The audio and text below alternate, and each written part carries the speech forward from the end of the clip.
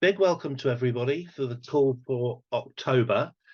Hope everyone was able to get a good summer break and are ready to hear about our October campaign action. I don't know if we've got anybody on the call for the first time, but just in case, my name's Lilei Chow and I'm the head of campaigns at Results UK. I usually chair these calls, and we hold them because we not only want to hear about the campaign issue that we're working on this month, but really importantly, these calls allow us to get together as a network, share time with each other, hear what we've all been up to, which we'll do in a minute, and to keep us motivated to do the advocacy work that we do to end global poverty and injustice. I'll do the usual housekeeping. So first, please keep yourself muted if you can during the call. If you've got any questions, do just put them in the chat box, and we're recording the call. Feel free to say hello and introduce yourself and say where you're calling from. If anyone wants to just say hello, you're more welcome. But it's fine not to. Okay. So we're going to do the thing we've done for the last couple of calls, if that's okay, which is keep the lines open for about half an hour after the formal end of the meeting. So if you'd like to stay and just chat informally, you'll be able to. So I will move straight on to what we normally do, which is the kind of roundup of things that are relevant to our work in Results and to our work to overcome global poverty, as well as a few things that staff in the Results Office have been doing over the last month. So this month we're going to be talking about a topic which we've covered quite a bit over the years. It is very relevant to all of the issues that Results works on and affects people's rights to things like health, education, being able to earn a sustainable living. So that's the Sustainable Development Goals, or SDGs. And I know that quite a few of you on this call will have campaigned on those quite a bit since they were agreed by governments around the world in 2015. So we're going to get up to speed on those later. It's been a while since we've talked about them. That will come in a minute. The Sustainable Development Goals are just one of the things that gets discussed at the United Nations General Assembly, which happens every year in September at the UN headquarters in New York. So the current kind of geopolitical concerns of the day are always on the agenda there. And so, of course, this year the subject of Ukraine inevitably came up. But also there were several specific meetings over the course of that week that have been planned for some time that were relevant to some of the specific issues that Results works on global health. And we've talked about this in our June and July monthly conference calls this year. So we had those three so-called high-level meetings, or HLMs, on tuberculosis, on universal health coverage, and on pandemic preparedness, prevention and response, or PPPR. So all of those are obviously important topics if people around the world are able to get access to the health services that they need. In a few minutes, I'll be introducing our guest speaker who actually attended the SDG summit as part of the overall meetings at the UN. But before that, I'd like to mention a little bit about these other events that happened at the UN as well. So in August, several of you wrote to the Prime Minister Rishi Sunak to ask him to personally attend the UN high-level meeting on TB and to make significant commitments from the UK to increase progress against this really serious airborne disease. A big thank you if you were able to take action on that. Several weeks before the meetings were due to happen, we heard the news that the PM wasn't planning to attend after all. The first Prime Minister not to attend the UN in a decade. And as we mentioned last month, Results was one of over 100 NGOs to publicly criticise his lack of leadership on achieving the Sustainable Development Goals, which, as I say, we're going to come back to in a few minutes. However, the Deputy Prime Minister, Oliver Dowden, and Foreign Secretary James Cleverly led the UK delegation to the UN. And on the 21st of September, they made an announcement that came as a pleasant surprise, which to me proves that advocacy is definitely worth doing.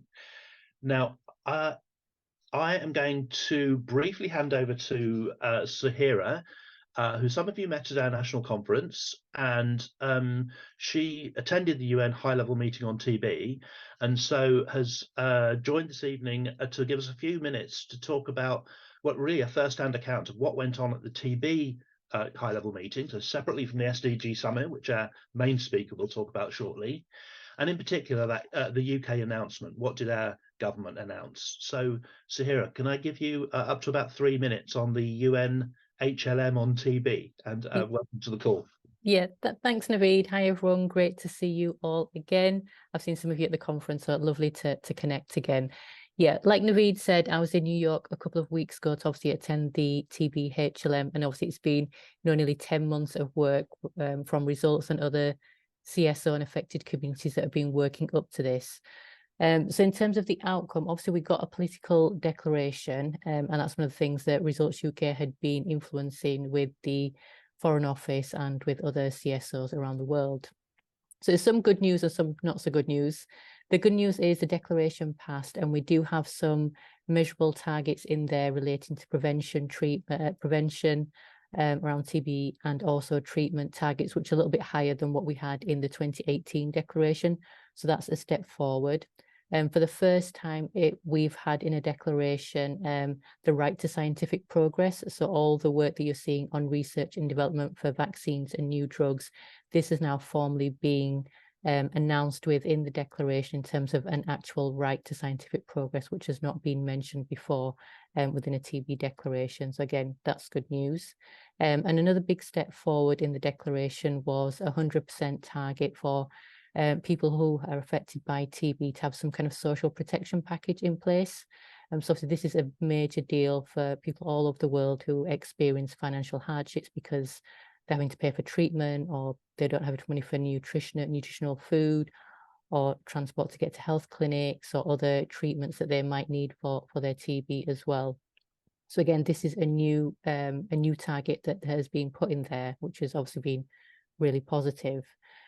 That's the positive stuff. The not so good stuff that we're kind of lacking in the declaration that Results and other CSOs were kind of fighting for was around accountability. So we had an accountability framework that came out of the last declaration in 2018. And we were obviously asking for this to be implemented as mandatory. Unfortunately, that wasn't the case. And then the second area was around stigma and discrimination. So again, Results and the Stop TB partnership were pushing to have specific metrics on measuring stigma and discrimination for people that are affected by TB, which would go a long way in helping to reduce some of those barriers that people face in accessing healthcare when they're diagnosed with TB. And again, we didn't get any targets on that side. Generally, it is a little bit weaker than what we had in 2018, just because of some of the language around community rights and gender. But obviously, that's something that we at Results will continue to advocate for.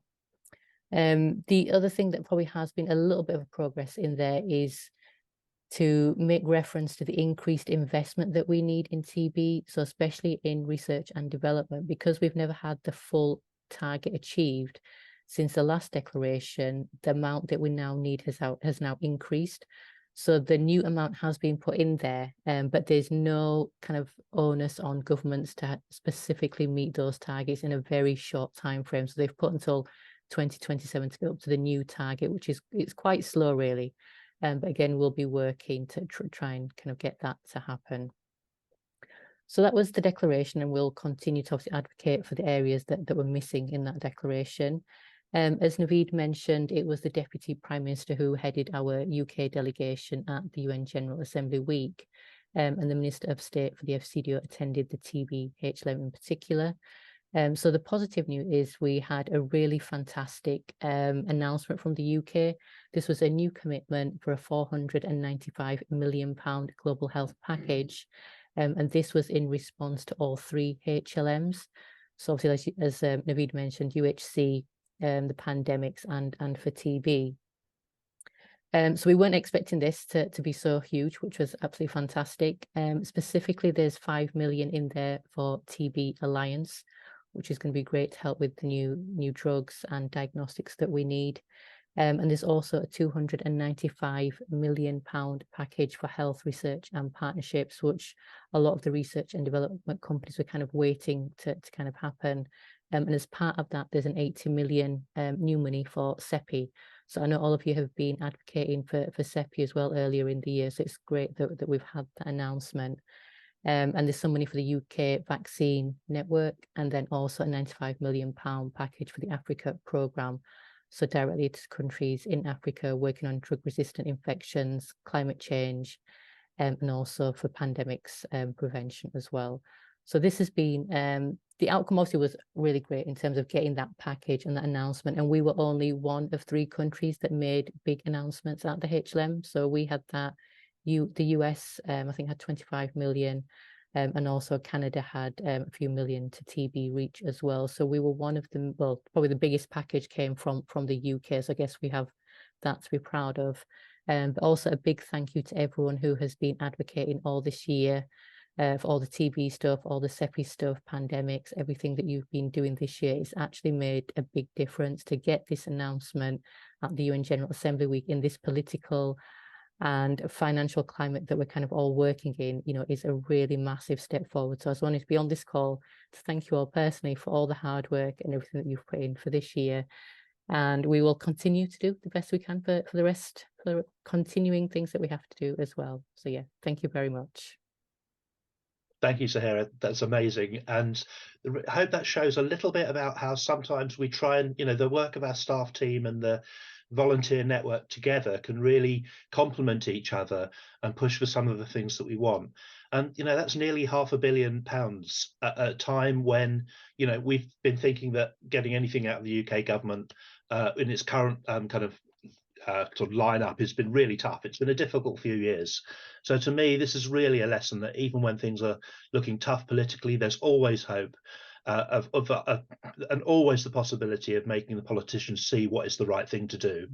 So these resources will make a huge difference to the ability of people around the world to gain access to TB treatments and services and other health services they need. So it's definitely a big campaign win that you've helped to achieve.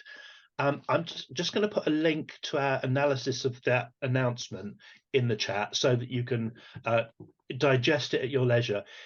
A lot of what Sahara has to say was quite technical. I know that many of you on the call have been following this for many years. Others who are maybe a little bit new to it, you might want to just go and read that. But basically, all of those things are good news and going to make a real difference in the world. So again, huge thank you. I do also want to share a little bit more about what some of our staff team are up to this month. Lucy, who spoke on last month's grassroots conference call, is currently in Ghana at a conference of parliamentarians from around the world discussing global education. And other members of the Results parliamentary team are attending the main political party conferences this week. So it's a very busy time for them, and perhaps we can report back on some of that activity next month. We've also had 3 staff members, Alex, Camilla and Kitty, CEO, who've been in Geneva over the last couple of weeks to visit the headquarters of Gavi, the Vaccine Alliance, and GPEI, which is the Global Polio Eradication Initiative. Again, I know that some of you are familiar with these organisations, to find out about their plans for the coming year. Now, this is going to help us decide how we might be able to advocate for these important global health institutions to be able to continue for the great work that they do tackling vaccine preventable diseases.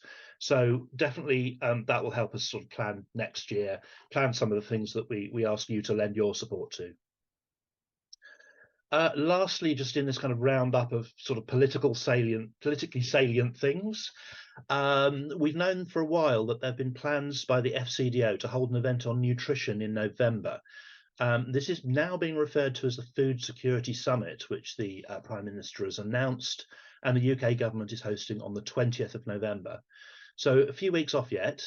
The topic's obviously very important now with, grain prices so high, the East Africa food crisis still ongoing.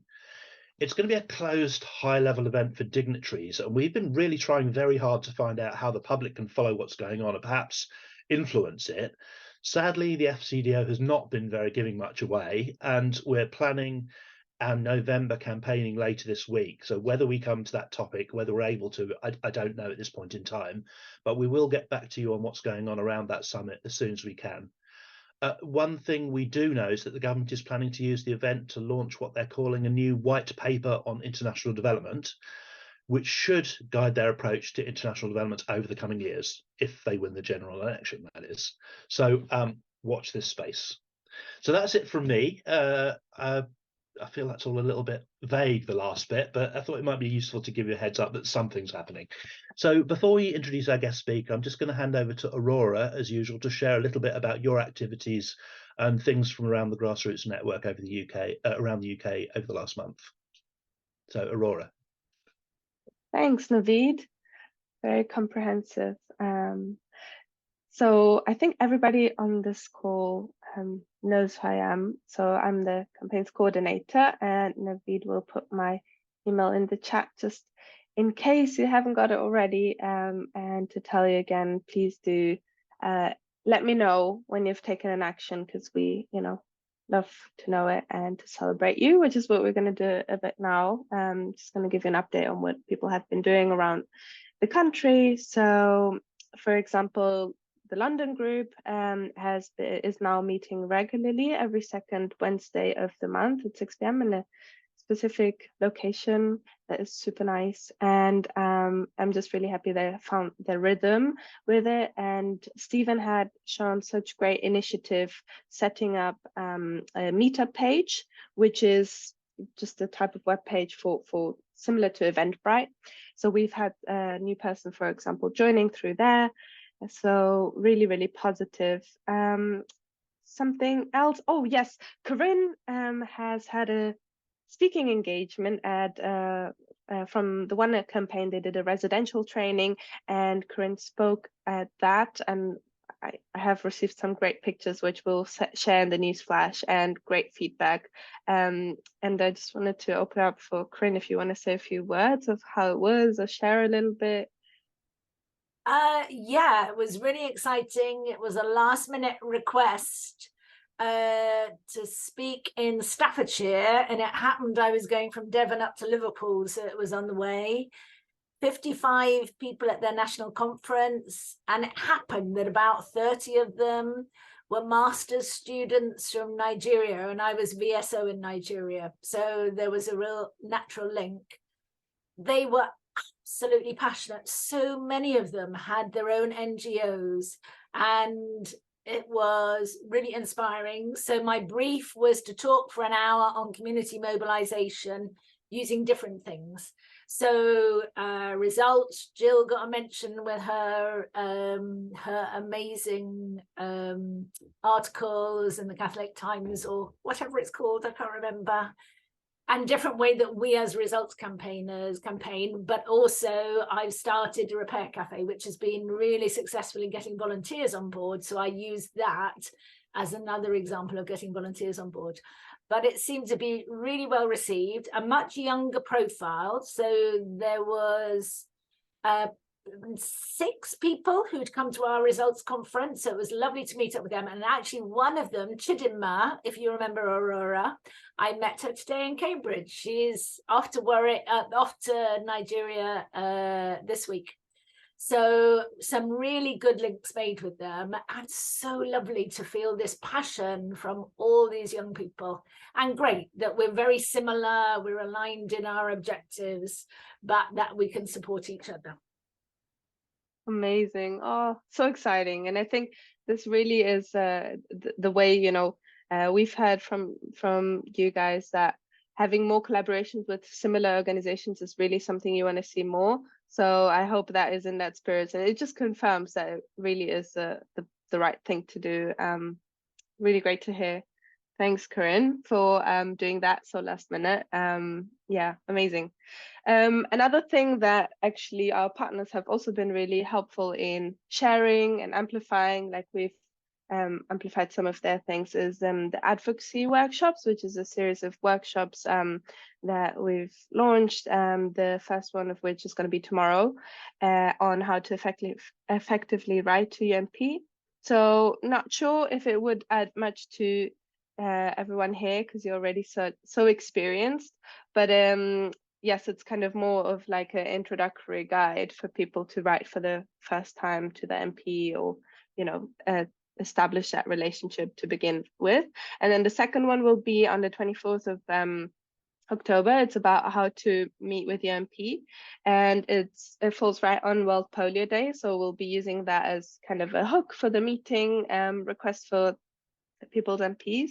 So if you would be interested in kind of bringing up polio at your meeting with the MP, because sorry, maybe I should have mentioned that this month's action is about the Sustainable Development Goals, and we encourage you to meet with the MP to talk to them about it. So that workshop will build on that, and will also kind of play into World Polio Day, because it just falls on that same day. If you want to bring polio into your meeting with the MP, then let us know, because our child health team will produce kind of like a fact sheet to support in such a meeting. Otherwise, so we attempted to have a group organizers call a couple of weeks back, but sadly only Karen came, which was very lovely to chat to her, and we got some feedback and from some other people as well. So I think we have been reflecting on what the lack of turnout might have been. Maybe it's because the name change might have been confusing. So in the past, it used to be the group leaders call, and we're now changing it to group organizers call, just to be a bit more inclusive and lift that leadership weight of some people that didn't like to be the sole responsibles. So yeah, we got some great feedback, and we will be having our next quarterly call for group organizers, people that have been group leaders, are interested in doing more for their groups, on the 23rd of November. It's going to be at 8 o'clock, not at 7 o'clock, because we have these meetings at 8 o'clock, so we're going to have the group organizers meeting at 8 o'clock too. And I really hope that you can come. And yes, so on last month's action, we received some feedback that it maybe wasn't so easy to write. So campaigners like Ricky and Karen dug out some more information, like the report by the Independent Commission for Aid Impact, ICAI. So that was published on the 13th of November. And so they added kind of that information to a bit more depth to the letter. And some others we have had putting in their personal experience and things like that, which was, was really impressive to hear about. So people like Reg and Jennifer and Corinne, a bit more of, their own take on it. Really love those letters. And also a shout out to Corinne again, who spotted that ICAI report just instantly the day it was published. I thought that was really impressive. So we'll send the chat to the link to that in the chat if you want to look at it. It's kind of on the consequences of the reduced ODA spending. And yeah, and just a big thank you to everyone who took that action in September to write to Andrew Mitchell. And we have had some really impressive numbers for both August and September campaigns. So with 34 letters written in total, and that is that I'm aware of. So I always end up knowing that there are some people that write and then don't notify us, which is fine. But the ones I know of, it was a really great number, and we're really happy with that. And yes, and so also on the SDGs, Rick and Karen attended the International Development Scottish Conference, which was called All Eyes on the SDGs. So I imagine that must have been really interesting. And I would open it up to you guys to share a little bit how it was, but I'm not quite sure if we're a little bit over time. So We are a little bit over time, I'm afraid. I'll just last shout out I really want to give is to Bentley, who met with us MP Martin Day and spoke about ODA and TB. So thank you, Bentley. And I will be really excited to hear how that went next week, because I'm going to be visiting the Linlithgow and Edinburgh groups. I'm going to be traveling up to Scotland on Monday and stay until Wednesday, and hopefully meet with everyone there. And I really look forward to that. So yeah, we'll chat more there. And I'll pass it back on to Naveed to introduce the speaker for tonight. Thanks. Thanks, Aurora. Really a lot to announce this month. So apologies for kind of pushing us on. I see our speaker has been patiently waiting in the background. So it's now my pleasure to introduce her. She's Lilei Chow from Save the Children. She's Senior Policy and Advocacy Advisor there, and also co-chairs the Bond SDGs group. For those of you who don't know, Bond is the umbrella body for UK international development organisations, and both Results and Save the Children are members. Bond helps to coordinate the works of the sector, for example, helping us to kind of speak with one voice to the government when it's in our collective best interests. So, Lilei, welcome. Good evening, everyone. It's a real pleasure to be here. Yeah, so I fresh from New York at the SDG Summit. Indeed. I'm really happy to be here. So just as a background, I am the Global Technical Lead for the SDGs for Save the Children International. And I have been leading our SDG engagement work obviously this has been a big year, but every year at all levels, whether it's at the national level or the global level, supporting country offices, but also advocating at the UN, etc. And it's a real privilege to be here. I actually started my career as a grassroots activist. So as a teenager fighting dams in Borneo. And I always feel like, no, I'm now in a bigger, I went on to join the UN, etc. But I always feel like I have a bit of an activist heart. And I think that your work is incredibly important. So really pleased to be here. Thank you. That's amazing. We always love to hear a bit about people before we go into the issue itself. So you've preempted my question, which was going to be to tell us a little bit about yourself and how you got involved. And maybe actually you could tell us a little bit about what you do for Bond. So I am the co-chair for the SDG group. What's one of the most active kind of the working groups within Bond. And this group actually started when the Millennium Development Goals were coming to an end. And there was discussion, obviously, that we didn't achieve what we wanted to achieve at the time. And what could a post-2015 framework look like? And this group kind of grew from there. And it's really been about, I think, galvanizing the sector around the SDGs. There is obviously, as Naveed has alluded to, it's been an incredibly difficult period of time for the sector in general in the last 4 or 5 years. It's been very difficult to influence either major party on international development. And I am happy to share reflections on why that's been the case, but really it's just to get to keep, I guess, the Bond SDG group continues to keep the government's feet to the fire on the SDGs and the importance of ensuring that we achieve some of these promises that we made in 2015. Great, thank you. And I think this group of people knows probably more than most about holding the government's feet to the fire at a time when it doesn't look like a very profitable activity. But then, as we heard earlier, then suddenly it all pays off.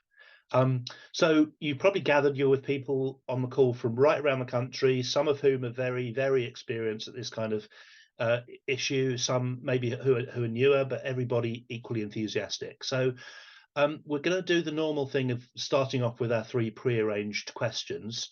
And I think the first one should be from London. Yeah, hello. Can you hear us? Yeah. We were just asking, what's it like to attend UN Assembly? Do you mean the General Assembly or the SDG Summit in particular? The SDG Summit. Okay. So Naveed, I don't know if you got my email, but I sent a link. If you could share, there's a video about that, and it's less than 2 minutes. While you're speaking. I'll go and look while you're speaking. I would say for the first time in a long time, I feel there's a lot of energy around the SDGs. I think people have been quite depressed about the state of the world. But I also think back to the Millennium Development Goals area, and it was kind of around the halfway point that people got serious. There was a lot, I feel like there was a lot of consensus around the need to recommit to the SDGs and the pledge to leave no one behind. There was a lot of, I think, acknowledgement of how far off we are from achieving the goals. There was also, though, I think, hope that we can get back on track. And what was different from, let's say, the 2019 SDG Summit and this one was the real effort to include diverse voices. For the first time, the UN opened its doors. So the UN General Assembly is generally a very kind of like government-centric platform. Access is extremely difficult. Security is all over the place. But you know, this time I think there was a real effort by the UN to open its doors. So for, you know, there were about they held what's called the Civil Society Mobilization Weekend before the summit. And actually, UN Secretary General's first engagement for UNGA was with civil society, etc., talking about the need for inclusion, talking about the need for accountability. I personally am very proud of the fact that I carted a giant 12-foot teddy bear to New York that actually came from Nepal. And for carbon reasons, had to like take all its stuffing out because it was really heavy, restuff it in New York. But the teddy bear joined the climate march in New York. There was, you know, every day there was a different march. You really felt the energy of people there that were, you know, people are dying for change. You know, I think the climate march had about 75,000 people on the streets of New York marching for change. And, you know, there was a people's march, there was a global people's assembly. So I think there is a broad sort of acknowledgement that, first of all, our leaders have kind of failed us. Second of all, that we need this kind of not just small incremental changes, but like systemic changes. And I do feel that this is the time for us to really push the envelope, because I think people need to be part of this conversation. We can't rely on just political leadership, because political leadership has failed. And I think I've really got the sense in New York this time of people really wanting that change, you know, whether it was indigenous communities or people with disabilities, across the board, or children. So I brought 3 child delegates from Zambia, Bangladesh, and Nepal with me. And I mean, people are hungry for change. And so if Navi can share the video, I think it gives you a flavor of what civil society is calling for. I put the link in the chat. Okay, no worries. What I will just say is that I feel like this is the time for us to really get behind the SDGs as civil society, as citizens, to show that this is an issue that we care about. I know the children, I work with children around the world, and children care fundamentally about inequality and climate change. They get the issues. And it's about, you know, calling for accountability for that, and calling for access, calling for a seat at the table. So I feel very optimistic about it. You know, beyond the rhetorics of the high-level statements that are made by governments, etc., I do feel that we are getting a mass of people at this point in time that care about these issues, and it's an exciting time to be in. Thank you. That's a really great start. I think for many of us, we see leaders going off these things and we don't really have any idea of what they do behind closed doors. So it's great to hear about people engaging. Do have a look at that video in your own time. I'm sorry I wasn't prepared with the technology for that. So I think it's best if we move on for now. And I think the second question is coming from Paul. Yes, It's Helen here. Hello. I think the answer to this question is actually terribly obvious, but I'll ask it just the same. Why should countries support the Sustainable Development Goals? Thank There's nothing you. wrong with an obvious question. No, it's a relevant question because it is a relevant question. I believe fundamentally the SDGs are at the moment, the only international framework that we have that integrates the social, the economic, and environmental dimensions of sustainable development. It is also the only universal framework that applies both to, for example, the UK as it would to a country like Zambia. So whether you care about poverty or inequality, as I deeply do, or climate change and living within planetary boundaries, this is the framework that we've agreed on. I also think it's when the goals, why I'm really, I remain a huge fan of the SDGs despite the lack of progress, is the fact that when the goals were negotiated, when people were at the negotiating table, what was different between the old framework, the Millennium Development Goals, and this was people, the negotiators were willing to throw out the old playbook. They said, let's look at transforming the world. And so we also have underpinning transformative principles, such as the pledge to leave no one behind. The idea that, we need to reach the furthest behind first. We need to be grounded in human rights. I mean, this was a pretty landmark decision that was made and an agreement that was agreed by all world leaders. I do think, however, that implementation has been bad. And, at the summit, I was asked a lot, what is the one idea that's going to catalyze change across the goals?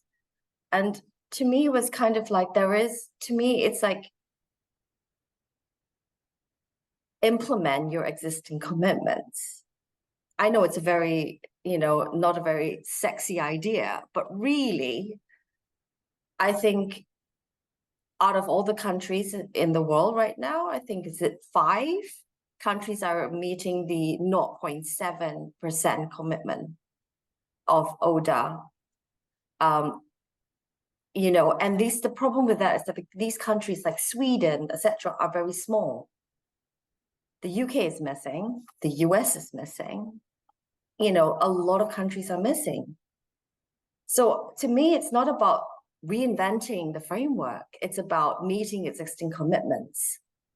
I also think it will be quite difficult, and this is maybe the skeptic in me, in the current climate with the geopolitical tensions, etc., to negotiate something as fundamentally different than what we got in the 2030 agenda. Having worked on the political declaration and the negotiations around that this year, which was the outcome document of the summit, it was so difficult to get any language in there that was a bit ambitious, more ambitious than we had before. So to me, it's about, this is the framework that we agreed on. And I do feel that if implemented correctly, we have the opportunity to get back on track, to, fundamentally change people's lives, to sort of keep climate change and global warming to not 1.5%. And more importantly, to lift the people that are most left behind in society up again. The other thing that I think that it's, for countries, and this is an important thing for the UK, the SDGs have fundamentally been implemented in the UK as an international development framework. It shouldn't really be the case. It is meant to also apply domestically. And I was speaking at the Lib Dem conference I'm losing track of time, but I believe it was earlier this week. And I said, it's going to be increasingly difficult for the UK to stand on the international stage at the UN and say, we care about the SDGs, when it not only just seeks to lift the ceiling for people, but it lets the floor drop and drop and drop, which is what's basically happened domestically in a lot of places in the UK. So this framework in an ideal situation should apply not just for UK aid, but also domestically for people here in this country that have been left behind, for children that have to go to bed hungry, for example. Thanks, Lily. That's a really amazing overview of the remit of the SDGs and their importance. And I heard there's something about ambition and also just getting people to do what they said they would do 8 years ago. So with that, let's move on to the third question, which I think is from Cheshire. Hi, Naveed. Yes, it's Jennifer here in Cheshire. The third question is, how can campaigners help to achieve the SDGs? You have a really important role to play, I think. One of the reasons why it's been quite difficult, I think, in the UK for civil societies, organizations like Results or Save the Children or Bond, broadly speaking, to hold the government account, is that there has been a real lack of awareness here in the UK on the SDGs as a framework. It's a very different picture from, like, for example, Netherlands or Denmark or Japan, where, you know, SDG is almost like a really like cool thing to know about. You know, we don't have it integrated into our education system. I've often been told the SDGs are not a campaign issue for political parties. We need to change that. We need to show that we care about these issues as people, as voters. And so the sort of, I think it starts with grassroots caring about it. It starts with grassroots saying and holding their local MPs and saying, we want to see, tell us what you're doing on the SDGs locally, with business, with whatever. Tell us how we can partner with you. That's the other big thing. It's the partnership piece. There's a Westminster Hall debate on the SDGs on October 19. Write to your local MPs, get them to raise questions. You know, it's a good opportunity to do so. You know, until we get a mass of people here that show that this is a political issue, it is really difficult for us as civil society organizations to hold the government to account. I hope that makes sense. Thank you, Lily. That's amazing. It's a great advert for our action this month, which we're going to put a link to a little bit later on. Thank you for mentioning the debate in Parliament. We have another Results staff member on the call called Hannah Frisch. You can see her lurking in the background. Hannah, hello. Oh, hi everyone. Sorry, Hi, I've got my camera off because I'm actually not feeling super great, but it's nice to that. see everybody. The reason I introduced Hannah is because she's also been helping to get MPs to go along to that event. And so if any of you do manage to get a contact with an MP before the 19th, Hannah is going to be able to provide them with a briefing or kind of answer any of the questions that they have. So we'll just put a link to Hannah's contact details in the chat, and there they go. Hannah, is there anything that you want to say about how people can help on that? Yeah, I think that the actions for this month, if you're able to kind of galvanize any kind of energy towards getting your MP involved with advocating for the SDGs, whether or not they're comfortable with speaking in a debate about it, would be great, because we're at kind of an interesting moment where a lot of the momentum could be lost after party conferences, and since it's a couple of weeks out from the SDGs. And I think that it's a moment to kind of push issues around development forwards through to the point where the white paper comes out in November. So I think that it's a really great opportunity for you all to really make sure that the energy that Lily was talking about isn't lost, and that people continue to think about development throughout this period as they're coming out of you know, kind of campaign mode that they've been in through the party conferences. And also, if you have an MP that doesn't know about the SDGs, to educate them on it, because it's important that everybody knows about them, and including the point that it applies to the UK as well, that it's not just about development, that it's about everything that the UK is doing as well. Thanks, Hannah. That's great. So I've put a link to our action materials in the chat, and also there's Hannah's email address there. So if your MP is interested in hearing a bit more about that debate, get in touch with Hannah and she can get onto providing a briefing. So Lily, thank you for prompting us to have that side shimmy for the conversation. Let's get back to people's questions now, because we've got just only about 10 minutes. Can we really open up the floor to anybody who'd like to ask Lily a question? If you don't want to put your question to her personally, you can, as always, use the chat box, or there's my phone number. You can text me there, and I'll just put that in the chat as well. So the number for that is 07906 662 571. So 07906 662 571. But let's start by opening it up to the floor. Anyone wants to just shout out and introduce yourself to Lily before you ask your question? Hello, can I ask a question?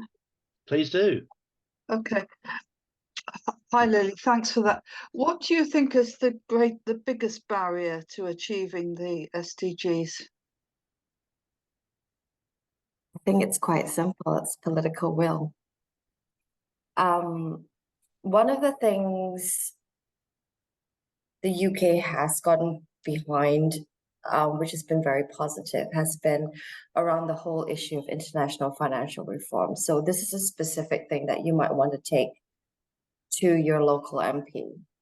What we need to do now is to ensure that the reforms that the UK is going to, in the next year, I would say, because what's leading up to the next year is what's being called the Summit of the Future. That is to determine the how we get back on track. I think the SDG Summit, we can say, determine the what, and this is the how. We need to get the UK on board with like good good reforms that don't create more debt for countries that are already struggling.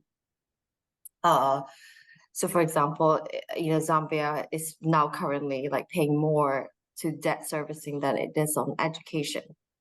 These sort of, fixing the inequalities in the international financial system. How do we get, the UK to play a more constructive role? These are the kind of conversations we need to be having at the grassroots, but also at the global level. But it begins with grassroots action, right? It's about ideas that we have about, for example, what would make the most change to solving, global poverty? What are the kind of systemic changes we need? We need to be thinking about big changes, not incremental changes at the margin. So no, not 500 million more pounds towards X. It's more about fixing the structures that are perpetuating inequality and poverty, and climate change, I would add, with fossil fuel, etc. So those kind of things. But if there was one, I would say political will remains, and of the major powers too. Let's call it out for what it is, the major powers. The lack of political will. Yeah. Lack of political will, absolutely. I think the way we would see it as well. We've got a few questions come in, so I'm going to try and get through as many as we can. So I'll start off with Pete, who's put his into the chat. What is your view of SDG 17 and how important for child mortality is improving technology? So from memory, SDG 17 is about global partnerships, isn't it? Not sure I entirely understand the question, but I would say there is a lot of discussion that's being held, at the UN right now on closing the technology gap, closing the digital divide. And those are important conversations to have. However, a lot of in my view, meeting the kind of the bread and butter SDGs, which is kind of what I consider kind of SDG 1 to 6, is around basic, universal social provision. And that is kind of the responsibility primarily of governments to provide for their citizens. Thank you. Corinne, Goal 17 is about revitalizing the global partnership for sustainable development. I think if you think of some of the partnerships that we advocate for all the time, Correct. some of these global health partnerships, Gavi, the Global Fund, Yeah. they're all examples of Goal 17. So they are, in my view, actually, I know the question wasn't directed at me. It's a pretty critical goal. But alongside that basic service provision and the bottom of the net, if that makes sense, for people who are being left behind. I see another question from Ricky here. Maybe many people, including MPs, might see SDGs as basically a big demand for our money. Is there a different way to see it, or a different way to frame it that will help? Can you think of any arguments that might help? There are many ways to, I think, reframe that question. It is in the interest of the British public to support poverty reduction, climate action. Inevitably, these are challenges that we cannot solve in isolation. The problems, what we talked a lot about this year was we're in a period of time that's what we call the polycrisis.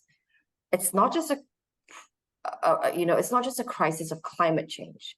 It's a crisis of global inequality. It's a crisis of COVID. It's a crisis of debt. These are intersecting kind of and compounding crises that you just cannot solve them by itself. I also would urge you to say that the SDGs apply to the UK.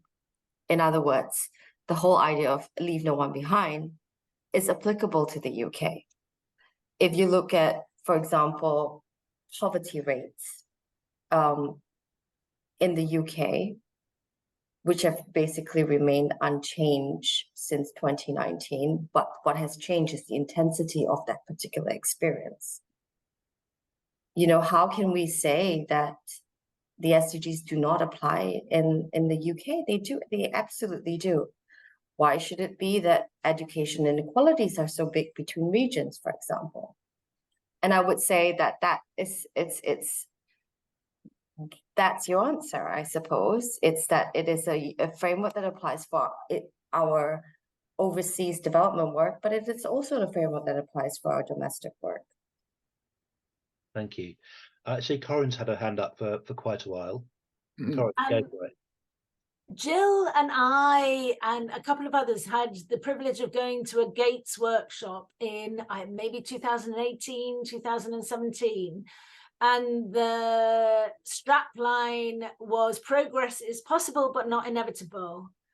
And I was really encouraged by that, in that the progress we had made. Lily, could you give us an idea? The polycrisis, we're all aware of that, but have we made some progress? And part B to it, on some Instagram, I've been looking for it, it said the second half in a sports match is where actually you make the progress towards the final line. And I was really encouraged by that with reference to the SDGs. Is that a helpful analogy? I am helpful because I'm hopeful because I feel that's true to some degree. I think there has been a huge, until COVID-19, I think there was a huge complacency among governments. They felt like, business as usual was going to do it. And I know this, I remember the call actually, Corinne, when we had found out that we got, Al Pacino, I don't know if you've seen the video where he's like talking in the match about the second half, halftime. And that was a big campaign around that at the summit.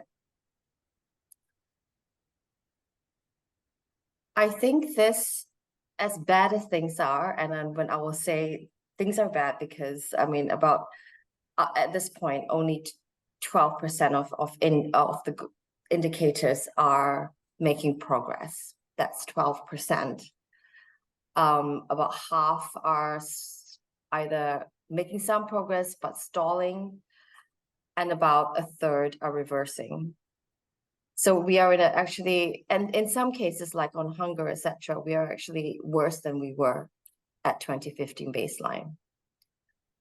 Things are bad. However, in my discussions with governments, etc., I do feel that what has changed is the recognition that business as usual